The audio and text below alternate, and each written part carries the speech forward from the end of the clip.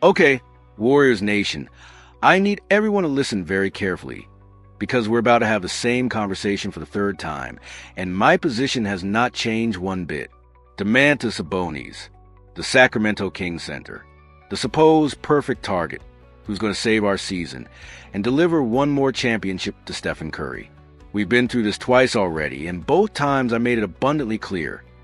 This would be a catastrophic mistake, a franchise-destroying overpay for a defensively limited player who doesn't solve our real problems. But now, according to new speculation, the Warriors are supposedly offer an even more aggressive package. Jonathan Kuminga, Moses Moody, Tracy Jackson-Davis, Buddy Hield, and first-round picks in 2026 and 2031. And I'm going to tell you one final time with absolute, unwavering conviction, this is insanity. This is not all in for Curry. This is organizational malpractice. This is trading away our entire future for a player whose defensive limitations will be ruthlessly exploited the moment we face a legitimate playoff contender. And if Mike Dunleavy Jr. actually pulls the trigger on this deal, it will go down as one of the worst trades in Golden State Warriors history. Let's establish the facts one more time. The Sacramento Kings are struggling, sitting at just 3 wins with a heavy atmosphere in the locker room. The franchise appears ready to rebuild, and Domantas Sabonis is their most valuable trade asset. According to the latest speculation, the Warriors are willing to offer a massive package that includes Kuminga, Moody, TJD Hield, and 2 first-round picks. The article frames this as a risky but solid package, emphasizing that Kuminga is the main attraction as a potential future All-Star, and that Moody is having the best stretch of his career.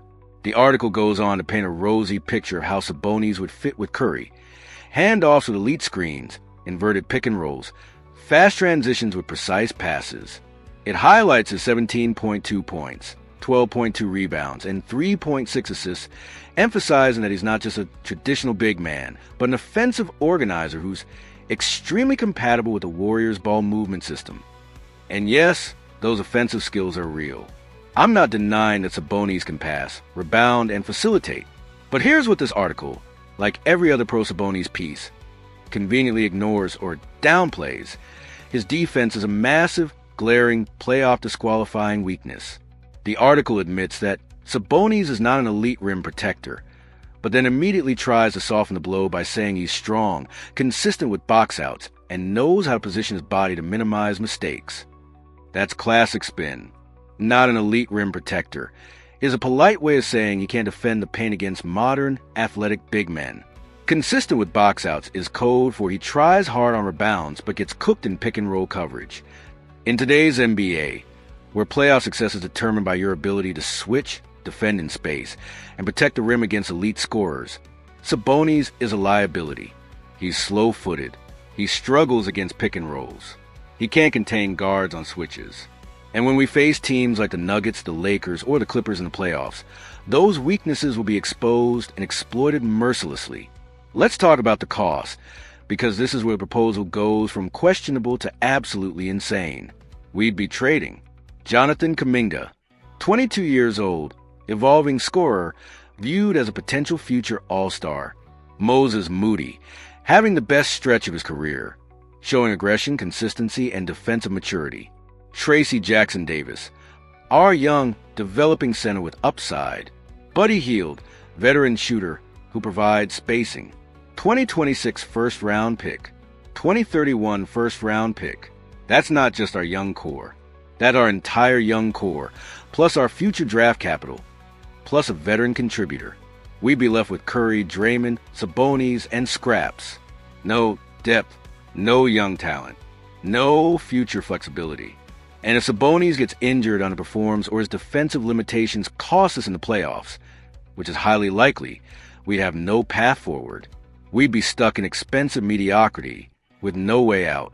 The article claims that adding Keon Ellis, a fierce perimeter defender, would restore the defensive pressure we lost when Gary Payton II left.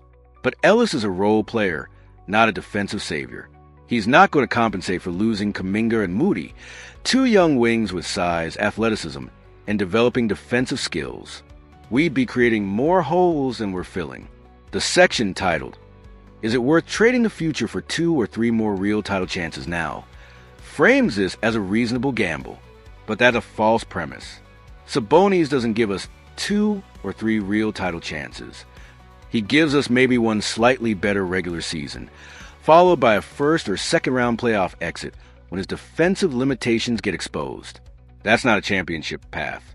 That's expensive mediocrity disguised as ambition. The article concludes by saying this trade would make sense for both franchises, that it would be one of the biggest of the post-Durant era, and that it could very well mark the beginning of Stephen Curry's last great dance. But it wouldn't mark the beginning of anything great. It would mark the end of our young core, the end of our flexibility, the end of our ability to adapt and rebuild, and potentially the end of our championship window, wasted on a flawed player who couldn't deliver when it mattered most. I've said it twice before, and I'll say it one final time. Domantas Sabonis is not the answer. His defensive limitations are disqualifying. The cost is astronomical and franchise crippling. And the likelihood of this actually working out is far lower than the likelihood of it becoming a cautionary tale about desperate teams making desperate moves. We need to be smarter. We need to be more disciplined. And we need to stop entertaining this fantasy before it becomes a nightmare. So, Warriors Nation, I'm asking you for the last time, are we really going to do this? Are we going to trade away Kuminga, Moody, TJD, and 2 first-round picks for a defensively limited center who will likely disappoint us in the playoffs? Or are we going to be smart, patient, and strategic, waiting for a move that actually makes sense and doesn't mortgage our entire future? The choice should be crystal clear. What do you think, Warriors Nation? Is Domantas Sabonis worth this massive, franchise-altering price? Let me know your honest thoughts in the comments below. If you agree this would be a disaster, smash that like button and subscribe for more honest, no-nonsense analysis of your Golden State Warriors. Let's protect our future and avoid this catastrophic mistake.